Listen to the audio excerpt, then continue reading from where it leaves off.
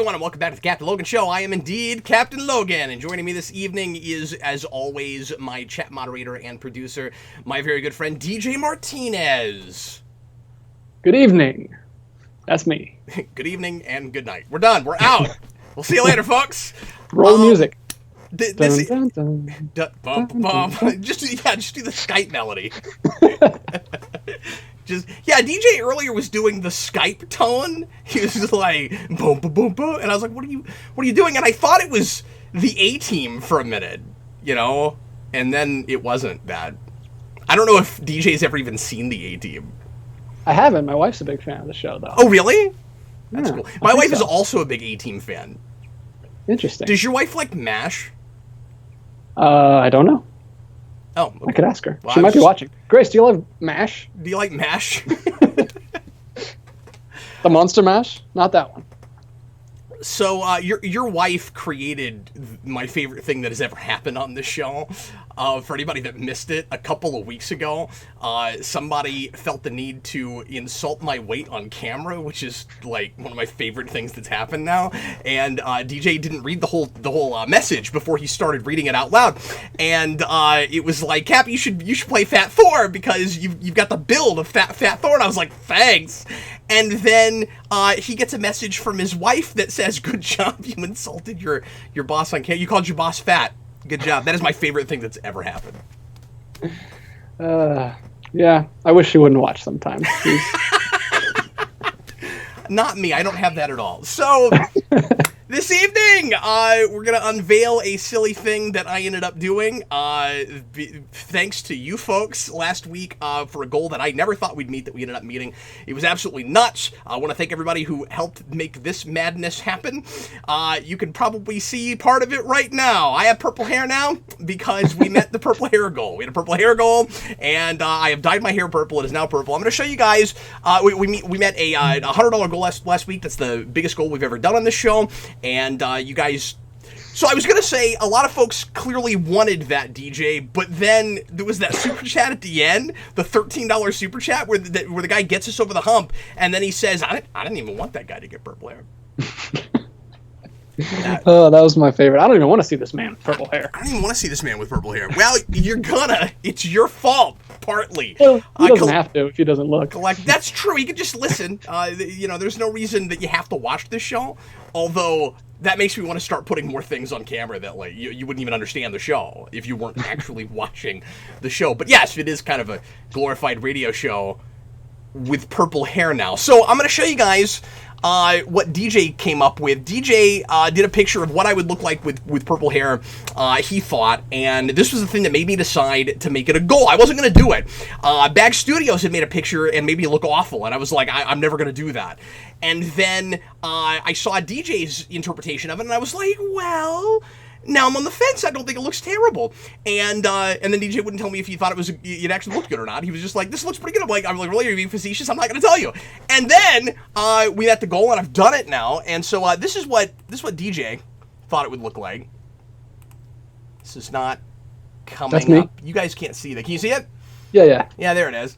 So that's what DJ thought it would look like. It is a lighter hue than that, but you were pretty close. It's also a little bit more subtle than that. But here we go. This is what it actually looks like. This is my hair right now. I have fully purple hair now. I've had this for about 3 days now. I did it on Sunday, and I was hoping against hope that it wouldn't lighten up too much over time, and it hasn't. It still looks pretty much like it did when I got it done, and I'm honestly kind of happy with it. I think it looks pretty cool. I'm digging it. Sweet. I've not seen very many people with it yet. So I don't know how people are gonna feel about it. It is kind of crazy being live with it now because very few people have seen it in the last 3 or 4 days. And I keep forgetting, DJ, that I have it. I'll walk up to a mirror and go, whoa! And then, oh yeah, that's what I look like now. It's gonna take some getting used to. Yeah. Solar Dragon 007 says it's Bizarro Cap. So yeah, it's gonna... Oh, Kojo, thanks for tuning in. He says he tuned in especially for the purple hair. So, Blue Dragon 5 says it's a craze, Cap. All the kids are getting purple these days. Yeah, I keep thinking about splicing from Batman Beyond. Someone asked about Eric's reaction. Did you actually tell him, or did you just surprise him?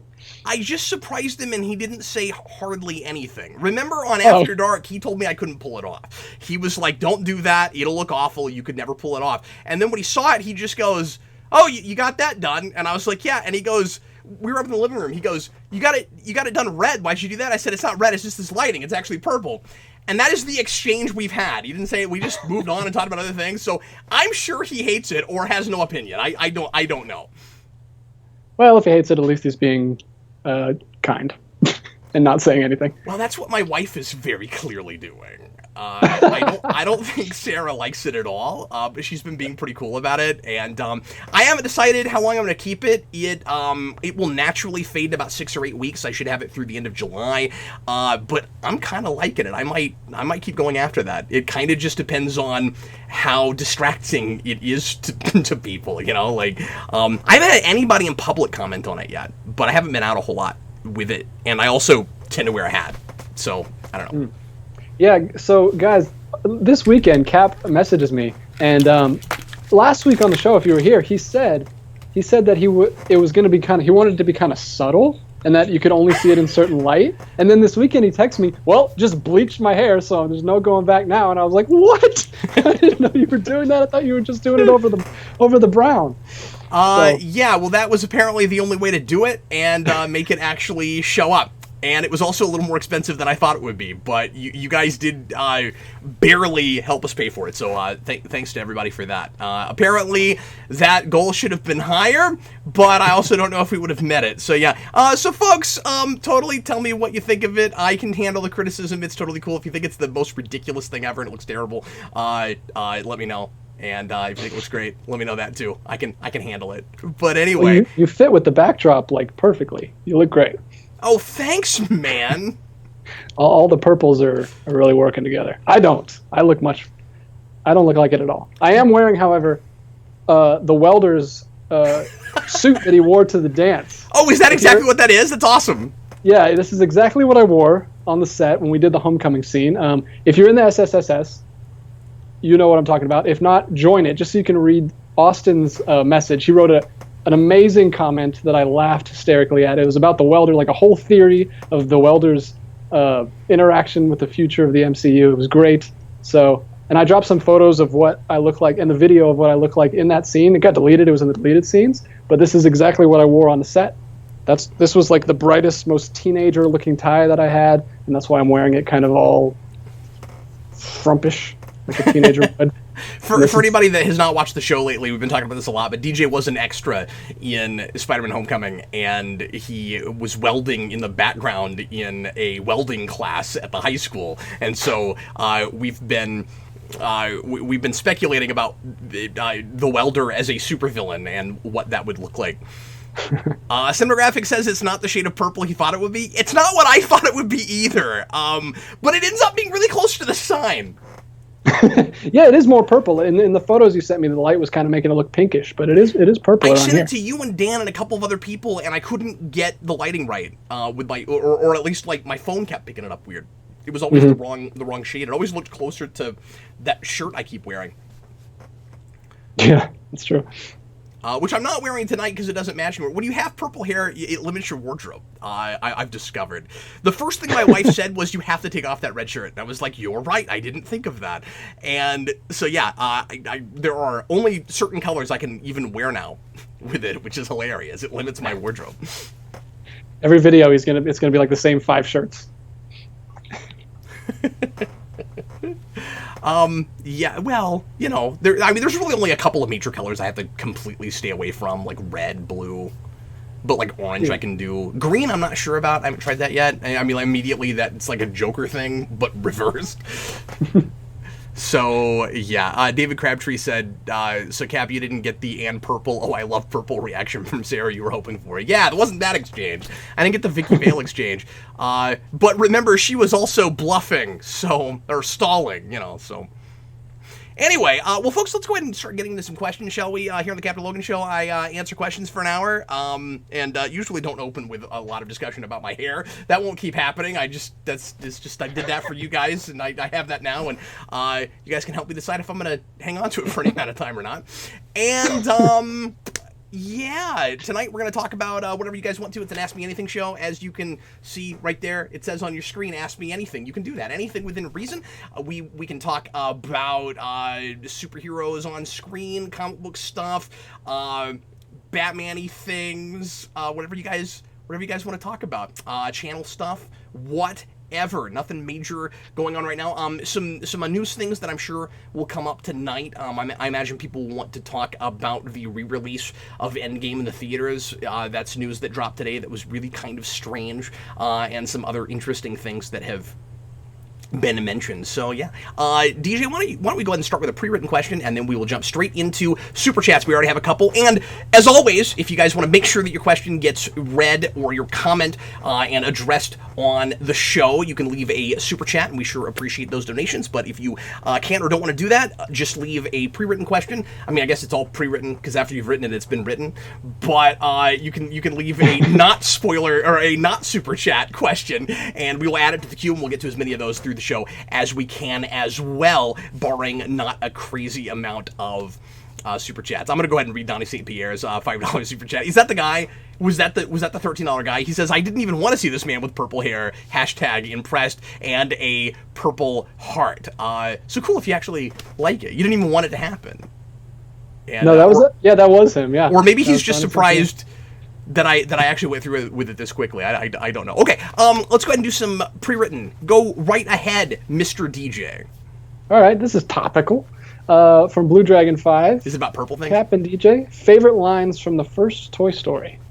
You know, I just watched it again last night. For the first time. I just watched it last week. Yeah, you mentioned that. Yeah, I watched it again last night for the first time in a long time, and it still wonderfully holds up. Yeah, because you and I were talking about CG and how far we've come, and how the human faces look faker than a lot of the toys and stuff. And especially when you watch it big. I watched it on a projector screen, and there are certain things where I'm like, wow, we've really come a long way. And then things that surprisingly still look as realistic as they do. Yeah, I mean, it looks great. It's not like it's hard to watch or anything, but you can just see the difference between, all the other great Pixar stuff. But yeah, I just rewatched all 3 of them last week in preparation. Yeah, I was hoping to knock out 2 and 3 before Thursday. I don't know if I'll get around to it, but I'm going to try. So do any lines jumping out at you? I know it's kind of hard to remember specific lines. Yeah, just right away. My favorite gag in that whole movie, this isn't a line of dialogue, my favorite gag in that whole movie was always virtual realty. What was that? I don't know what that is. Oh yeah, there's a house that's for sale. I mean, it's their house. Their house is for sale, and it's being sold under virtual realty. I think that's genius. That's hilarious, especially for like the time when it was '95 and we're doing new technology and stuff. That's hilarious. This isn't a line either, but this is a lyric. It hit me this time when I was watching it. Yeah. When Buzz falls and breaks his arm off when he tries to and this obviously his shattering disillusionment when he realizes, and then the lyric is, I won't go sailing no more, and just the way he sings that, just like, oh, so sad. It was really good. I think that's this, and I don't want to throw Vince under the bus, but I think that's the scene that Vince always complained about, where it sounded like the music in the score is like narrating the scene, where it's like, and now I'm trying to fly, and I'm flying in the sky, but I'm not actually, and I'm about to crash, and then my arm fell off. And like, he always made fun of that. Yeah, I don't know. It worked for me this time. I really liked it. I always loved Falling with Style, of course, and I mean, it's a callback line. It's a really important line, but it's wonderfully kind of endearing and always stuck with me, and doesn't seem as sappy as a lot of, kind of callback lines like that can be. But yeah, I'm trying to think of just any other, like, really, because there were obviously things I laughed at a lot while I was watching it. I was like Lightbeer. Somebody else just mentioned that in the comments. Mr. Lightbeer was always one that I liked a lot. Did you know that the voiceover, because I didn't know this until I saw the credits this time. Unless you go back to the old Pixar discussions on it, and I mentioned it there, I might have, but I had forgotten it if I knew it at one time.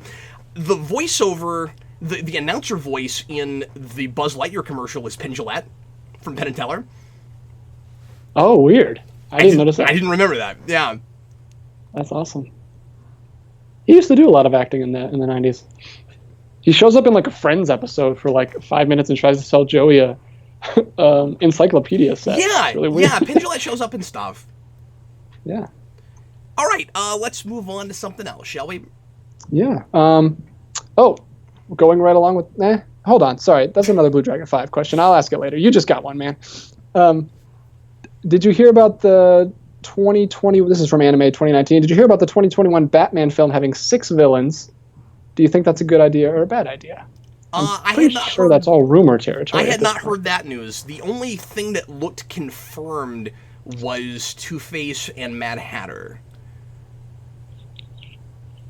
And I don't even, and now that you're saying that, I'm questioning whether that's like definitely confirmed, but I thought that was like actual news that we knew for sure that those 2 villains were going to be in it, but I hadn't heard anything about 6, and that's making me question if the villains that I know are in that movie are actually in that movie. those aren't part of the 6. Those are the other 2. No, but seriously, I feel like I know how you feel about this.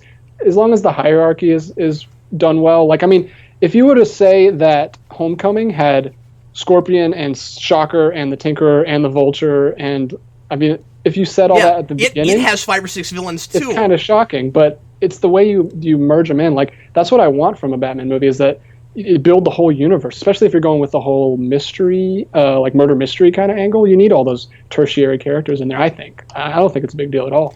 It makes a lot of sense to have a lot of villains if you're trying to deal with the madness of the city. It's hard to it's hard to really represent that with just 1 or 2 villains, and Batman Begins did this also. Zaz shows up, and so that movie already has at least 3. So yeah, I don't freak out at 6 until we sell the movie on that, where it's like where if we try to make it look like, and even then, this I wouldn't trust, but if the trailers come out and they're selling the whole movie on 6 like equal screen time villains. Yeah. They're all going to be important, and they're all going to have their own subplots or whatever, and we have to introduce each of them, and then they all team up at the end. Could you imagine doing that kind of thing this far into superhero movie history? Like, I know that there have been some movies that have come out in the last few years that we've said look like mid-2000s superhero movies, like during the Growing Pains period, but that would be pre that. Doing that kind of thing would be like, we've never made superhero movies before. Nobody's ever seen one of those. I would imagine there's maybe like a Arkham scene, or maybe it's a movie that's more about Arkham than anybody's letting on. So yeah, I'm not going to freak out about 6 villains. I don't want to know who they all are, though. This is a movie that's going to be really difficult to stay away from spoilers from. I mean, I know a lot of things are, but this especially with me, because I'm such a Batman guy, so everybody's going to bring stuff to me. And I'm not asking people not to do that, but it is going to be... There are some things that I hope somehow I don't end up finding out about. Like, I enjoyed walking into Homecoming and not knowing that certain characters were going to be there. And, like, I had heard Shocker, but I didn't know how involved he was, and I still got to be surprised by that. And so that's what I would hope would happen with a thing like this. DJ, have you noticed how the YouTube counter is still not counting? I replaced it. I put another one in there. It's still not doing its job. You suck, YouTube counter. It's really kind of discouraging. Yeah. I mean, there's clearly more than 0. Just a big 0 right under my face. You know what I want to assume? It's not possible because I'm looking at the comments, but with that, I'd love to think that people are leaving comments and super chats, but they've all conspired against me to not watch the show and leave the counter at 0 and make me wonder what in the world is going on with that. It's not possible because people are reacting and responding to precisely the things I'm saying in the moment. So that is not what's going on. But for a moment, I had this very amusing grand conspiracy in my mind. All right, well, let's go. I'll hop to a super chat. We haven't done any of those yet. Hop to it. So T-Edge1 gives us a $5 super chat. Thank you. Was that like the official pose of the welder? Is that like no? That was like a boing for Mario. Oh, you know what? It worked better on the other side. When you did it here, sorry. I was confused. It was almost like a Rosie the Riveter thing. But when you turn, oh, that's great. I just was like 3 different characters all in one. Yeah, you really were. Look, don't put all those in a movie either, because it might be difficult to keep track of them all. I don't know. That's a quite an array of characters. Although someone did bring up the Mario movie a minute ago in one of the pre-writtens. Oh, interesting. Okay, hopefully we get to that. I'm intrigued. People are now telling us in the comments how many people are watching right now. Thanks for helping us keep up with that. I guess I could bring up the show page and find out myself, but it just makes us look kind of bad because it's like we got 0 viewers. Yeah, people watching after the fact are going to be like, why do they keep talking for an hour when no one's listening? Yeah, I just deleted it. It's gone. Get out of here. And you suck, view counter. All right. So now, like for the record, thanks, Blue Dragon 5. Now people are updating it. For the record, 2 weeks ago, when we could not get the show to broadcast, I would not have done that during the show. I would have been scared to death to touch anything. Yeah, we're getting a little more comfortable. I'm sorry, what? Probably right. We're getting a little more comfortable slowly, but it's probably right before the next big fall. Slowly but surely. Yeah, well, it helped that last week we couldn't even use OBS. We were just in a hotel room. Well, I wasn't. Cap was. Yeah, but it was like you were there. All right. I'm going to get to this $5 super chat from T-Edge finally. Yeah, we haven't done any super chats yet. We're 23 minutes into the show. We haven't done any super chats. Go ahead. Here we go. As a creator, what do you feel is your most well-received, most polarizing... Oh, these are separate, not both of those. Oh, good. That sounds hard. Most polarizing and most panned thing that you or the channel has created. You rock. Wow, that's really hard, but thanks. Yeah, thanks for the question, and thanks for the compliment. Sure appreciate it. Okay, so, and thanks a lot for the super chat. Over the years, I guess the most liked thing on the channel is, I'd have to say, like, a couple of superhero rewinds. I still hear about Batman Begins a lot. People really seem to like that video. Days of Future Past is, I think, the most watched superhero rewind, and that's cool. And I hear about that. People seem to like that a lot, and that's one that I put my heart and soul into and spend a lot of time on. Spawn Year I still hear about all the time, and still makes me feel really good that people go back and look at that, because it was 2 years out of my life, and it was a big, insane project, and it means a lot to me. Most polarizing. Oh, Blue Dragon 5 has a good one. The BVS. That's where I was going to go, actually, yeah. And, that was one of the most fun that was probably the most fun spoiler cast I ever recorded, because we just really let loose and kind of gave that movie what for, and I had a lot of fun making that video, but yeah, we got a lot of flack for it, which didn't deter me at all. I understood that was a polarizing movie, and we were just kind of giving our opinion, and I didn't feel like we were disrespectful to anybody, but it was, yeah, I think that absolutely must have been. And then what was the third thing? Most panned. So universally hated. Oh, just a universally hated video? Well, you said panned, so. Yeah. I can't think of anything I've ever put up that got more thumbs downs than thumbs ups. I don't think that has ever happened. I'm not patting myself on the back for this. There are things I posted where I kind of thought that would happen, and they haven't. I think at the time, I mean, like, there are some How We Felt Abouts, right? But even this is polarizing before it's panned, but, like, the closest thing to that is probably Ragnarok or Last Jedi. But that's probably true of a lot of channels, especially The Last Jedi. But the first time I experienced anything like that was Dark Knight Rises. Yeah, I was going to say that. How We Felt About Rises, where you really didn't like it. And that was before How We Felt About was the title. But yeah, I was just doing a new movie review by myself. And was real nonchalant, didn't even think anything of it. I was just like, this movie's that good. I don't know if I'm going to put this poster on my wall. And then people, like, booed me and freaked out. And they were like, you have to put up the poster. What's wrong with you? And I'm not proud of this. That was back in 2012, of course. I really let that video get to me, in a way that I don't anymore. And I took it down. That video is not there anymore, because the comments were just so weird and vitriolic, and I felt like people were misunderstanding me, which is why I got rid of it. I don't tend to do that now. I mean, I'm not, like, especially proud of that, but that is one of, if not the only video I've ever taken down. Yeah, I mean, that's understandable.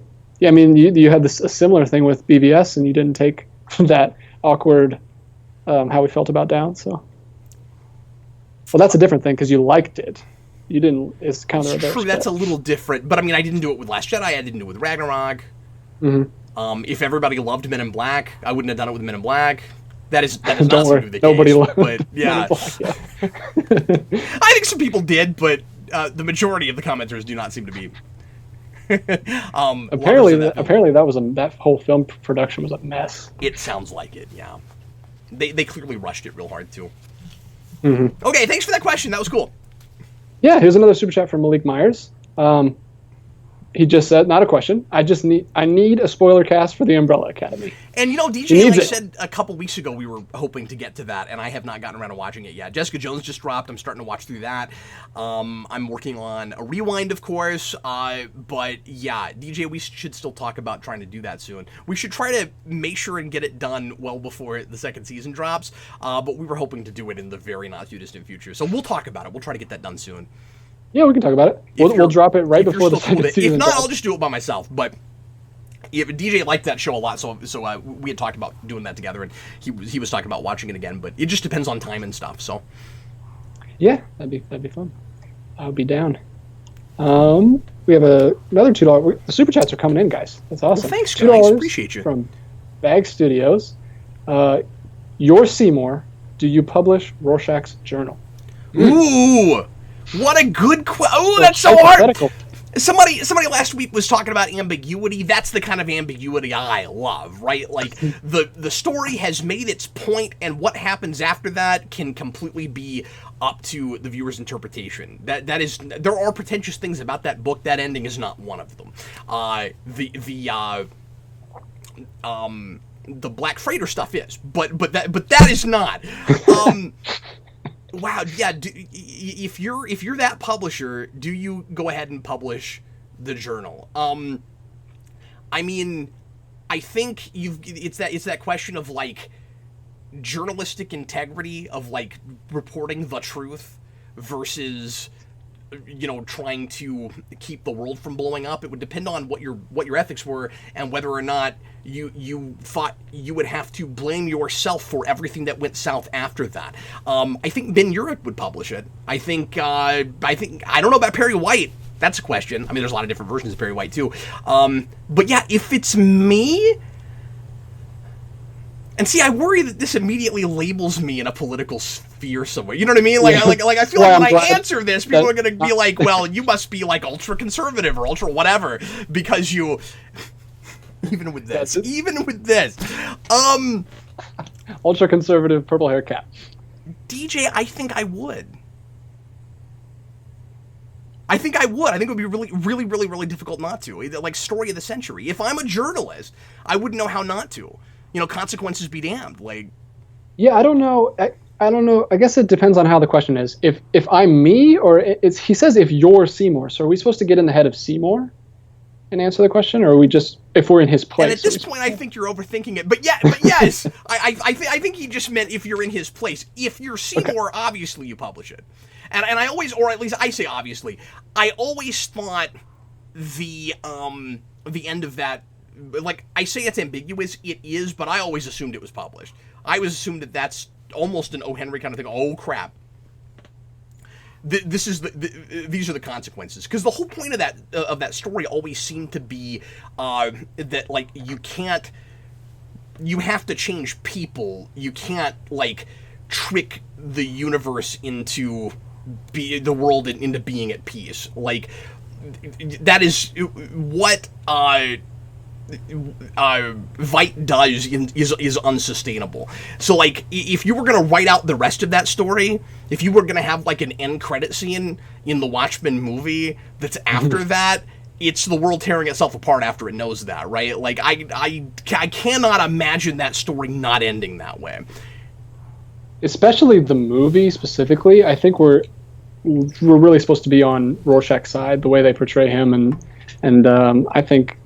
we're supposed to want that to happen more so than necessarily in the graphic novel. And also with so much of the focus on the comedian and the whole life is a joke, the like society is a joke idea, it's like that's the grand joke, right? That like Veidt did everything he could to create a utopia and thought ends justified the means, and at the end of the day it made no difference. I just don't see that story ending any other way. Mm-hmm. Also, people are bringing up the HBO show.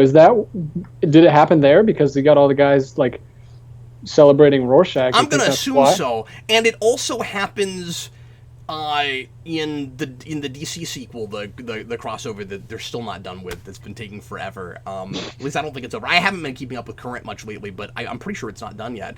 But Doomsday Clock, and it happens there. Let's get another one. That was a great question. That was a good one. Really good question. I'm going to go to a pre-written real quick because it's short and sweet. Have you heard, or he says, thoughts on the recently announced Pixar film Soul? I say, have you even heard of it? Have you heard of it? Somebody sent me a logo today, and I saw the official log line, which is intentionally cryptic. So I don't know a lot about it yet. It's titled Soul, and it's supposed to be street level going all the way to cosmic, exploring the human soul. I don't know what it's about exactly. So yeah, so cool. They're doing something original next, and two of them in 1 year. Oh really? What's the other one? The other one is that Onward movie. Oh, that's right. Yeah. Yeah, Blue Dragon 5 says Pete Docter tackling potentially some spiritual/religious material. So, which they've never done. Yeah, so that sounds really interesting. I'm hoping that they literally go that way for the soundtrack also. It's been a while since we've gotten a really good jazzy Pixar soundtrack, and it would be really cool to go specifically to a 40s and 50s soul plays. Oh, wow. Depending on what exactly that movie's about, it may not fit it. But the first thing I thought of when I read that log line was, and this is gonna be a triple or quadruple entendre title. I bet it has a soul soundtrack. It takes place in Seoul, Korea. Good one. Probably not. Probably not. But probably not. Although they haven't done anything with Asian influence, have they? I think so. No, I don't think they have. Kubo and the Two Strings is great, but they didn't do that. Let me go to a super chat here. Lightning City. Can a Batman horror psychological thriller film work? Yeah, we've talked about this a lot. That is the thing I would absolutely like to see. And I've said before, if you make a rated R Batman movie, you just got to be careful not to market it to kids. And now that we're doing the Joker movie and it's rated R, and it looks like the Suicide Squad sequel is likely to be rated R, and who knows about Birds of Prey? I guess that could be a rated R thing. I doubt it. I think that'll be PG-13. But it's possible. It's possible. So, we're not shying away from that stuff with the DC movies now that the DCEU is dead. I guess it's possible the Matt Reeves thing could even be R. It's possible. I would be a little bit surprised if it was, but I guess that's possible. But anyway, I just think it would, obviously, that there are a lot of great horror Batman stories and psychological thriller Batman stories, and a lot of the best Batman stories verge on not being kid-friendly enough to adapt. So if you were going to do that kind of thing, you would need to keep it away from kids. So if your question is simply would it make money? Yeah, I think it would. And especially after Deadpool and stuff. I don't, and Logan, you don't need kids anymore to make a Batman movie successful. And then as far as can you make the story work? Well, yes, of course. A lot of the best Batman stories are like that. Yeah, I probably won't see it because I don't like horror movies. I've only seen 3 in my life, but I probably will because it's a superhero movie. You probably will because it's Batman. I'm still on the fence about whether or not I'm going to see the new Child's Play movie because I don't like that it's getting made. I have big issues with that. We've talked about it, but I'm also a little curious, and I don't know about you, DJ. This is just an aside. I don't know about you. I have a really tough time I go back and forth on the whole supporting a thing I disagree with thing, because I don't wanna, but on the other hand, I'm curious and interested, and I've talked about it enough on the channel. I feel like I should probably review it. So I get weird about that, where I'm shouldn't support that movie. I shouldn't give him my money, but then I'm curious to talk about it. Well, you're Seymour, and you have to release it because the truth is the most important thing. Okay, well, if that's how I'm going to answer everything, then I guess I'm supporting all kinds of things that I don't want to have to look at. And then you have the question of, I guess I technically would still be supporting it because the numbers count, but I don't buy tickets straight away for the thing I go to. I have the AMC Stubs program thing, and so it's like, certain number of movies a month that I can go see. So, like, does it count anymore? Does it matter what I go to? Yeah, you can justify it in your head. Whatever you want. I'm not trying to justify. I'm asking questions. But have you seen some of the advertising for that? They've got really classy posters. Like, they're selling it's coming it right. out the same weekend as Toy Story. So they're doing the whole Toy Story parody posters, which is fun. Pretty clever. It's very clever. I still think it's likely to bomb over it. I mean, like, totally, in their minds, totally different demographics. You can see why they would release it that weekend. And that means they're probably pretty confident in it, because that sounds like a thing you would release in, like, February. Yeah. But everybody behind that project sounds really confident in it. It's a really good way to market towards their demographic, because they're trying to get the people that don't want to see Toy Story already, and they're like, you don't want to see that kid stuff. Look at this super dirty wreck. Yeah, here's the alternative. There's this other thing for you if you want to go see something not wholesome. And then I would point you to Toy Story 3 and say, well, there's pretty dark stuff in there. Okay, I'm going to read you guys a tweet. Or not a tweet. I'm going to read you guys... Cat tweets. I don't think he would mind me mentioning this. I thought this was so clever. So the Jeff... Jeff, he and I were doing Pixar discussions together. He goes, he and I are going to review the movie together. He's going with me tomorrow night, and he sends me a text, DJ, and he says, how dark and heartbreaking will they get now? He writes, he has issues with 3. He thinks it's too dark. We've talked about it. We have a video on it. Stranded on an island, they must eat one another to survive. Meanwhile, Woody fights an anguished custody battle with Bo Peep, who has come out and begun a relationship with Jessie. Rex, having watched Ham commit suicide in front of him, is haunted by terrible nightmares, and RC has relapsed using speed. Jeez. That's crazy. Did you guys do a Pixar discussions on 3? Because I didn't know that. I think we did. I'm pretty sure we did. I must not have watched that one, but that's interesting. But yeah, I just thought that was absolutely hilarious. But Bo Peep's gone, so she might be dead. So No, she's in it. She's in it? Yeah, she's been all over the advertising. She's in it. Oh, well, she was gone in 3. Would she come back? Yeah, well, originally, what I had heard was that Toy Story 4 wasn't actually supposed to be Toy Story 4. It was more of like a Woody character piece, and he was going to like go out and try to find her. And apparently that's just a subplot now. But like they go get her. She's in it. Oh, wow. Don't watch trailers, guys. I'm totally out of the loop. It's not just trailers. Go to McDonald's right now. She's on the posters. Like, don't go to McDonald's. Sure, fine. I'm just saying that like I am living under a rock, guys. Right here under this bookshelf. I don't go anywhere. Right here in River City. Okay. Go ahead and throw us another super chat. I don't think we got any of those. They're piling up. So we got a $5 super chat from Azim Abu Khali. Do you know that guy? Am I saying that right? Yeah. He's been around. Okay. Thanks, man. Hey, Cap. Hi. Should whether or not I'm going to read this straight because I haven't read it yet. Should whether or not a work of art confirms to one's political/moral sensibilities factor into one's assessment of its quality? Whoa, deep. I know that's a tough one, and this is a thing that I think about all the time. And these days there are a lot of different opinions on this. My answer to this is it's impossible for it not to cloud your judgment. It's impossible not to have biases based on your personal beliefs.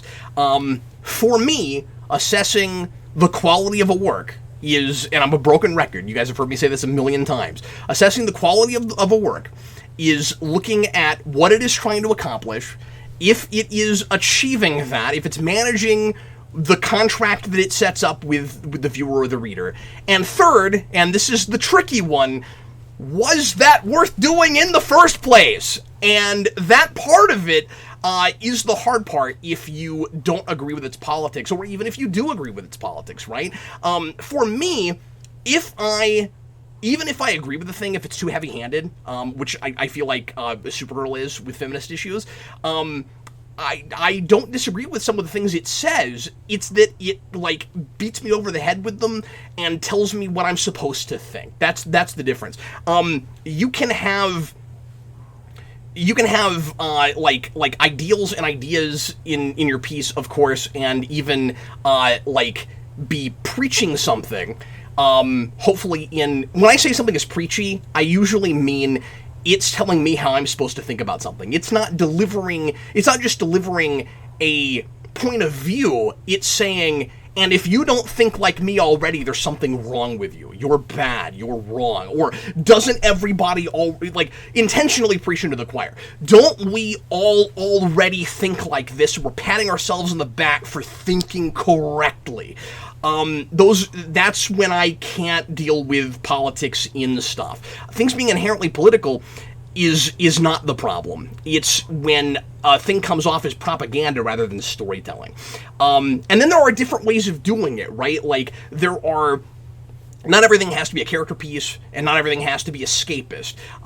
You can have a morality play, which is more like preaching a thing. But usually a morality play is the universe creates these consequences for this action because the person who's writing it thinks that thing is bad or that thing is good, whatever it is. And so, yes, it is preaching a thing, but it's not telling me necessarily what I'm supposed to think. It's simply saying what it thinks about a thing. That's the difference.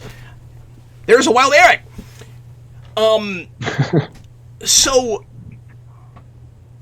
I'd say, like, obviously what I think about the politics that a thing or the moral of the story is going to like influence to some degree my opinion of it. There are things that I freely will admit that I have seen.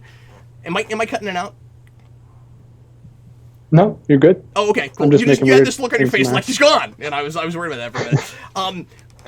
This is the example I always bring up. I can't decide if Tomorrowland is a good movie or not. I like a lot of what it's saying, and I don't know if that's clouding my judgment about it as a piece. I've only watched it the one time. I need to go back and look at it again. It seems like I'm the only person that loves that movie as much as I do. And it's such an attack on modern cynicism that it got me giddy. And I think I need to look at it again and see if I was just excited about the message and lost the execution. But yeah, so my answer to that is it's gonna to some degree, but if the thing is being fair with you, or if you're being fair in the way you're like looking at a piece and criticizing a piece, I think it should be possible for you to not agree with a thing and still think that it's handled well. Yeah. Second. So yeah. Cool. I'm gonna jump right in. Me a soapboxy question. The soapbox is gonna be firmly underneath my feet. Go right ahead, man. We got a $5 super chat from David Crabtree. Apparently, Spider-Man: Far From Home is being released in theaters months before it comes out on home video. Is this another shameless marketing ploy by Disney? Little satirical comment there from our friend David. Yeah, so he is commenting on the, and he said something similar to that in the SSSS today. Quick plug for the Secret Superhero Screen Society once again. That's where me and several patrons chat, not in a secret group, but a group that says things that are secret because you have to be part of Patreon in order to see them. It's the material that is secret, not the group itself. And anyway, so he was talking in there about how Marvel is putting out Endgame in the theater again, even though it's still in the theater right now. I don't know if this has ever happened. They're re-releasing it as it's still there already, with like a new scene or two and an after credit scene and some kind of tribute something rather. I don't know what it's minimal, the extra stuff that's in it. It's probably not gonna be more than 10 or 15 minutes worth of material. Yeah, it's basically like it's basically like a Fathom Events thing where there's some bonus stuff after the credits. It's not actually going to be a different cut, but Feige has said there's going to be some, like you said, a tribute and some extra scenes and stuff. Probably just hyping up their upcoming stuff. Yeah, and I wonder if that after credit scene will have anything to do with Far From Home. So yeah, I don't really have anything to add to that. Like you said, that was a satirical comment about that, where it's like, oh hey, Spider-Man's like coming out like a normal movie. And isn't that quaint compared to what Marvel is doing with Endgame right now? But yeah, I haven't decided if I'm going to go back and see it or not. I may actually do that just because Brandon still has somehow not seen it, and that gives him a reason to go in the theater. Yeah. So I may go and watch it with him. If there's enough substance in some of the extra stuff, I'll do a quick 5 or 10 minute video. And I mean, you know, if they're going to money milk the movie like that, I might as well money milk them. You know, got to get those clicks. I'm not gonna do that if I don't have anything to say. But if there's any extra stuff to talk about, I did that with the Deadpool PG-13 release because there was enough stuff in it that I was able to talk about that a little bit. But anyway, what? I haven't got a chance to see it again yet, so I'm probably going to use this as an excuse to see it twice. Sure, yeah, I think I've gone 3 times, and you know, Freddie didn't get to see it either, and wanted to, so I may take him too. Wow. Cool. But yeah, somebody mentioned that they're doing that to beat Avatar's record. I think that is probably the case. It's possible that this was always the plan and they just didn't tell us, but I doubt that. I think it is more likely that it's just so that they can beat Avatar's record. Yeah. They'll beat the record by a little bit, and then when Avatar 2 comes out in 2 years, they'll re-release Avatar and they'll go back over. So they're just fighting with themselves at this point. You know what I think would be really funny? And actually, I say that like it's not likely. I think this actually is likely. I think the Far From Home trailer has to be in front of Endgame because they're going to assume that everybody that's going to that has seen it already. So you're going to have like the major spoiler for Endgame in front of Endgame, and that will be really funny. Yeah, if you take Brandon, you'll have to like cover his ears or shove him out of the theater. He's already been screwed by it because we went to Men in Black and it was there. And then he looks at me and he's like, "When does this take place?" And I was like, "Yeah, Brandon, you need to go to movies when they come out, man. Like, I'm sorry. Like, it sucks. I don't mean to make everything a commitment, but like, you're gonna get things spoiled. Like, with a major movie like that, especially that. Yeah, that's like if you cared, you should have gone, buddy." Noah, purple toupee will show the way when summer brings you down. That is a Team BG reference. Thanks for that. The Giants have a song called Purple Toupee on the album Lincoln, and it has a video, weirdly enough. I don't know why that one had a video, but it's got a lot of really silly color filters in it. But yes, this is not a toupee. This is my actual hair. Interesting. Did that a purple toupee influence this decision at all? Is that why you originally wanted to do it or anything? Nope, didn't think about that at all. Totally unrelated. Yep. It's an unrelated thing, which incidentally is a TBG song off of the album John Henry. Go right ahead. Okay, here's a pre-written, hopping back, cinematographic. Cap, if given, this is a weird question, I'm just prepping you. If given a choice between Tobey Maguire's homicidal Spidey and Andrew Garfield's scientist Spidey, who do you think would last 8 to 10 rounds, very specific, with Tom Hardy's Venom?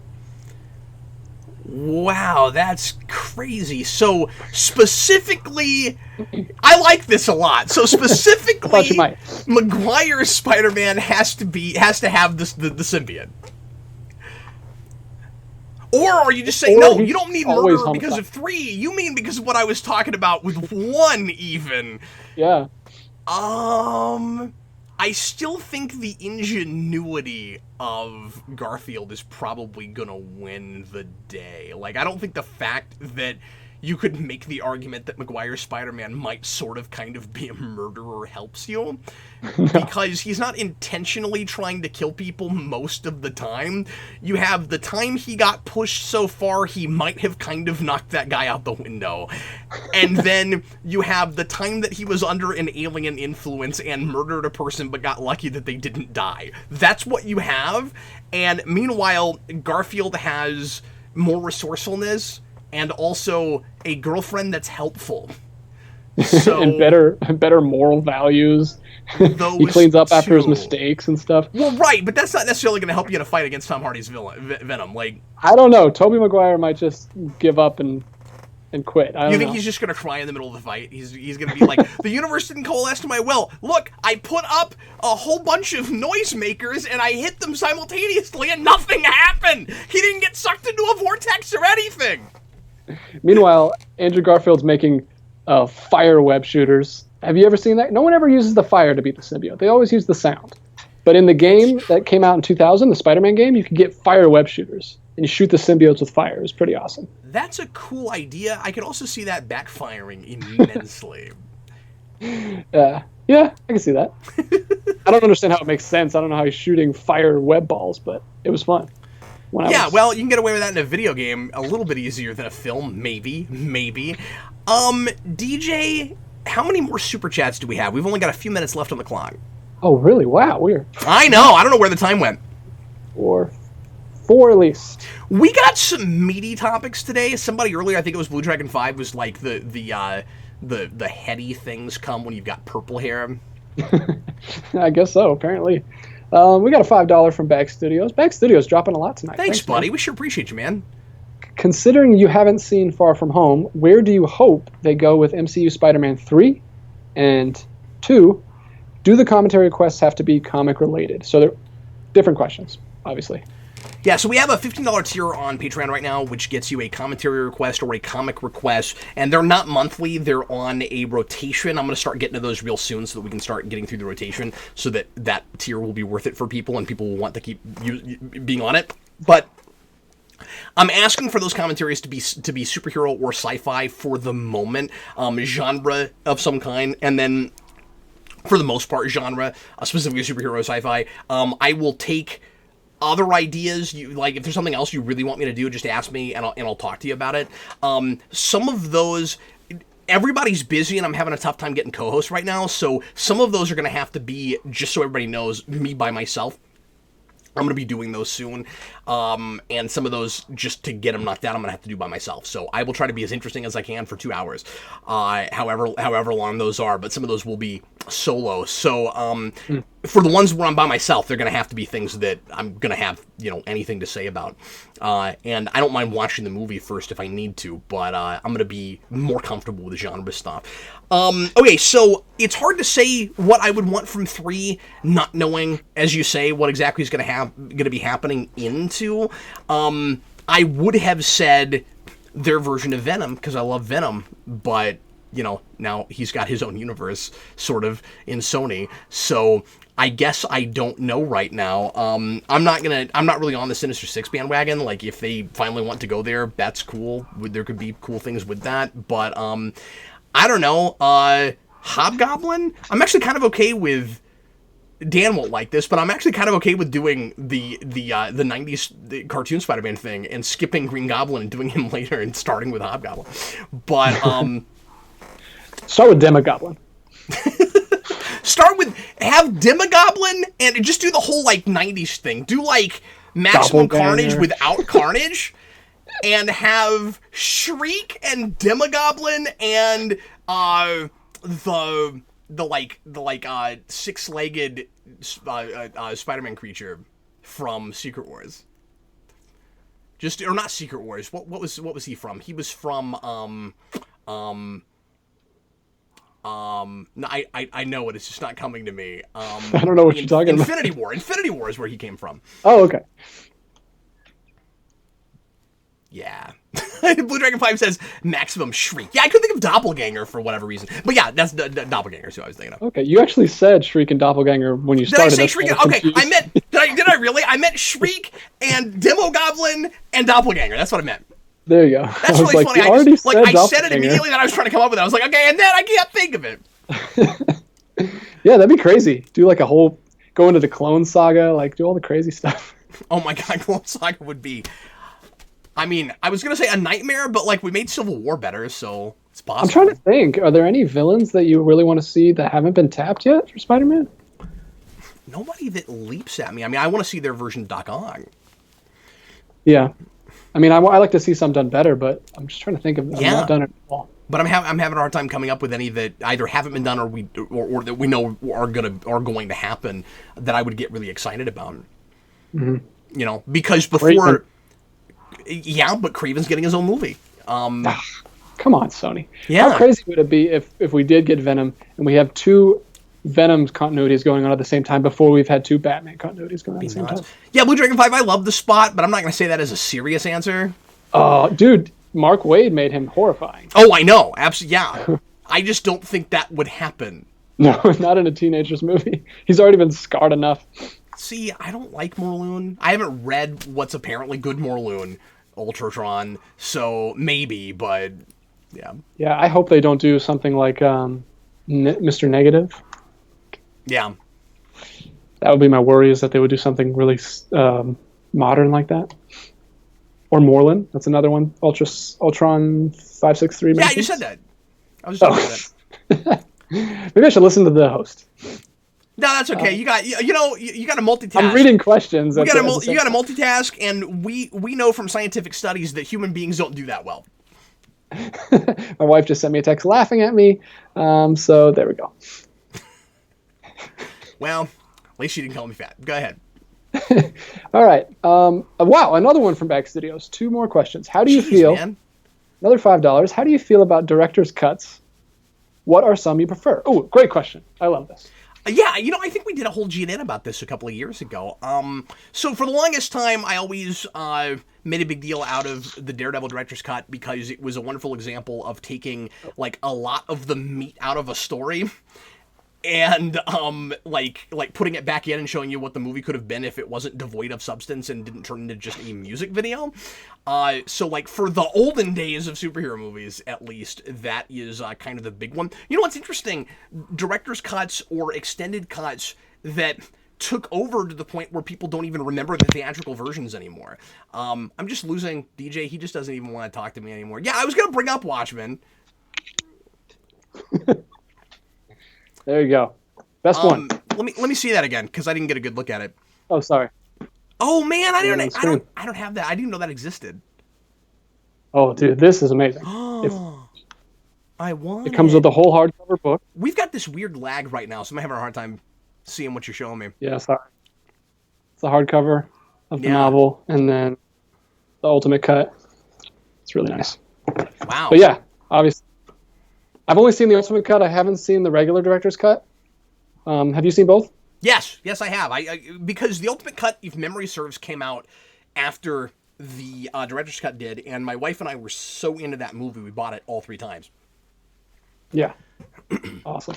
My wife really enjoyed it too. We watched it together. That is kind of the definitive version. There's been a lot of talk about a commentary on the channel about that movie. I haven't officially gotten it requested yet, and I may wait until that happens, just because I'm sure somebody will want it.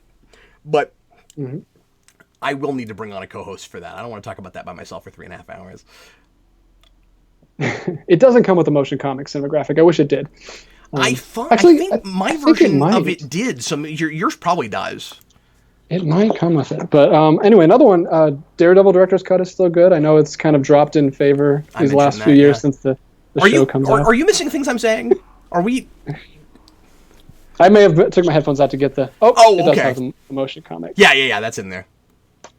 Do you have any other ones? Well, what I was going to say is it's interesting the director's cuts or extended versions that have taken over and we've forgotten the theatrical versions entirely, where like we never see the old one. Spawn was like that. The rated R is almost all you can get anymore, which is fine because the other movie is incomplete, is a little bit less or more incomplete than the finished version, which still feels kind of incomplete.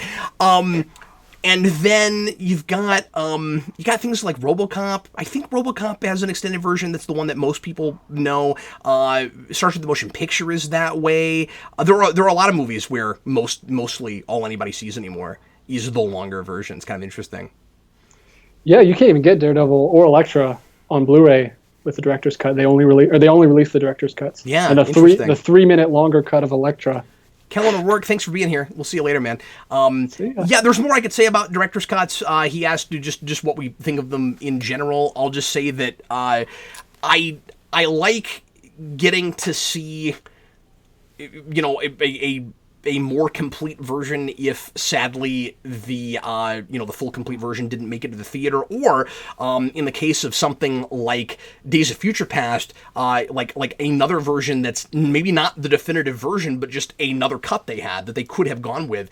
And like very rarely this happens where you'll get that's not a director's cut, but you'll get another cut where it's like, this is what we were gonna do. It was actually the right move not to do this cut, but here's what we were going to do, and isn't it kind of interesting to see that? So for the sake of history and knowing the production of the thing and just getting different flavors of what a piece could be and understanding how much of the process happens in the editing room, it's wonderful to get those. What I don't like is when we rely really hard on them, especially in, like we started to with the DCEU. Thank goodness that's not happening really now, because you got to where you weren't even sure which ones counted. I think that's very strange in an ongoing continuity with especially in like a shared universe, where it's like the theatrical version maybe people didn't like, or maybe, again, it was kind of incomplete, it was missing scenes, it felt like an unfinished product, and we're going to give you the actual finished product, and then it's going to be up to you to decide if it counts as canon when you get sequels to it, and other projects that are informed by it. That is awkward, and I hate that. It drives me crazy. Yeah. He actually has a second part to his question. Unrelated, how do you feel about Fahrenheit 451, and why can't we get a decent film adaptation? I don't know. Fahrenheit 451 is a really hard thing to make a movie of now because it, of course, reads real dated. And I think the only way you can make that movie is to do it kind of pure and to have almost some kind of like statement up front that's like, this is based on a vision of the future from 1960 whatever, and not whenever that was written. I don't remember when Heinlein wrote that, but not now, because we're not even using a lot of paper anymore, like book burning, you know what I mean? But yes, we don't. Is it that early? Is it 43, or is that just how many? No, he didn't write it that early. He's just talking about how many people are watching. I was like, there's no way it was that early. Anyway, I have not read Fahrenheit 451 in a long time, but I absolutely adored it when I did. 15, 20 years ago? Wow. Yeah. Cool question. But yeah, I don't know if I need a film adaptation of that is the thing. Some things just don't lend themselves great to film adaptation. Well, although we both really like Watchmen, we have a... I'm gonna say Eric. I'm gonna say Eric's thing. It's the exception that proves the rule, whatever that means. Okay, how many more super chats do we have? We're gonna have to wrap up here. We have 4 again because people keep asking them. So. Wow, thanks guys. Okay, we're gonna blow through these as quickly as we can. Yeah, David Crabtree, $10 super chat. Cap and Thanks, DJ, man. As artists in your own rights, in both writing and graphic designs respectively, how much does it bother you when you see artists, with quotes, or writers plagiarize others' work and claim it as their own? I mean, I don't know how to answer that other than to say, like, it's dishonest and it's unfair and it's awful and people shouldn't do it, and it's silly to expect in this day and age you wouldn't get caught. Yeah, I mean, especially with art. Well, actually, with writing too, you could just Google the writing and see what comes up. Even easier than art, actually. Yeah, because I mean, not wholesale, because like titles and things, like, you could change a title, you could only plagiarize certain parts of it, but like if you start to suspect a thing is plagiarized, like you might pull the wool over somebody's eyes for a while, but if somebody starts to suspect you, they're gonna figure it out. They're gonna find the thing that you originally stole. It's just not fair to the person that originally made the thing. Like you're not playing fair with them, and it's a golden rule kind of thing. I can't imagine that it wouldn't bother you if that was done to you. Yeah. I mean, as an artist, you take so many influences from all different people, and you're using stuff that inspires you. I imagine the same as a writer, but of course, you're not just taking wholesale, slapping your name on it and calling it yours. And there's sometimes an argument to be made as to where that line is drawn and how exactly copyright law should work. Because I mean, it's so sticky, intellectual property. Like, I don't like how we do it in this country. I have a lot of issues with it, but I wouldn't want to obviously not have it. I don't want people to steal my stuff. I mean, like, it's just where the line should draw. This should be drawn. That's difficult.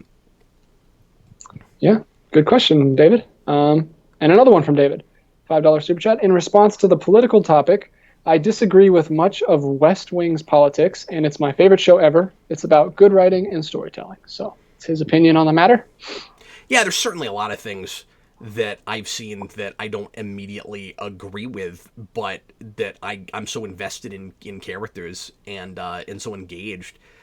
This is not always the case, but sometimes it's because I don't want to just like try to throw like blanket statement rules out, but by and large, it's best when that's when it's more of an afterthought or when it's in the background, and when you get so wrapped up in the characters and the emotions of a piece that then later you go, oh yeah, and it's about this, and I'm not with it at all on that, but I care so much about what's going on, I don't care anymore. I think that's magic. I think it's wonderful when that happens. All right, we've got 3 more here. It is important to remember that that stories are about creative expression. Mm-hmm. Malik Myers, $5 super chat. I know you probably haven't read Leviathan yet, but what do you think of Bendis as a writer? So I've talked about Bendis a lot. Bendis ends up being really hit and miss for me. I think his greatest stuff is some of the greatest comics ever written, and his not as great stuff is boring and long-winded and decompressed, and he just needs to get to the point and get on with it. I didn't care for what I read of his Superman. I am currently behind on current, and will remain that way. I'm reading more digital now, and I'm as far as collecting goes, I'm buying a lot more older stuff. I was going to show off some comics tonight. I'm not going to have time to do that, but I will show the one I posted on Facebook. I recently got a pretty good looking. I'm not a grader by any stretch of the imagination, but I got what I would say is probably at least a 7. I got a Daredevil 31. It's in pretty good shape. Looks pretty good. And I was pretty excited about that. And I got a whole stack of old Silver Age Batmans and Detectives here that I'll try to show off next time and tell you a story about how I got those, because it's pretty cool. I was going to do that a couple shows ago, and then I didn't get to it. I didn't have time to show anything but my pops. And then I wasn't able to do it today because I talked for 10 minutes about the fact that my hair is weird color. So there you go. But anyway, so Leviathan, I haven't heard about it all except for what Malik has mentioned, and I will read it when it's finished probably. I'm essentially waiting for trade these days, even though I'm not buying trades. I'm reading digital more. Yeah, but I've talked about Bendis a lot. Obviously, his Daredevil work is brilliant, and a lot of other stuff I like from him too. But anyway. Yep, got 2 more. Quick one from Webmaster47. When are you going to get back to Telltale Batman? As soon as I can. I was thinking about playing some more of that tonight. I've got to work on Rewind. I haven't been able to do that. I just got back from a trip a couple days ago, and I've had a lot going on with the family and stuff. So I'll let you guys know when that comes back. I'm sorry. I was hoping to knock that out in a couple weeks, and that was wishful thinking. If I get crazy in the next couple days and go ahead and decide to sit down and start playing that again, I'll let you guys know. But I need to not put off Rewind. So probably not today. Okay, what else? And last one is just a statement from the Vampire Diaries. I really miss seeing Malik's artwork. Yeah, I've only done 1 rewind since we came back, but I'm not doing like 1 still image anymore. I'm back to images and even some moving pictures. We'll see how long I can actually get away with that. But I'm also finding that, so like I haven't needed to commission artwork, and Malik was really cool for doing all that artwork for us before, and David did some things, and Danny Nixon did some things.